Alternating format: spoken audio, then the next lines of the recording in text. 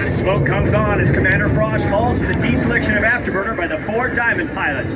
Pulling through the horizon, he rolls the formation 180 degrees to the upright position, completing the half Cuban 8.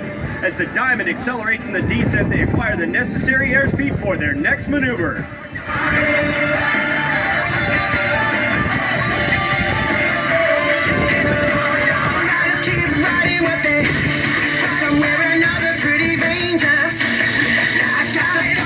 As the Diamond pilots pull into the vertical, they will experience 4 times the force of gravity required to perform this looping maneuver.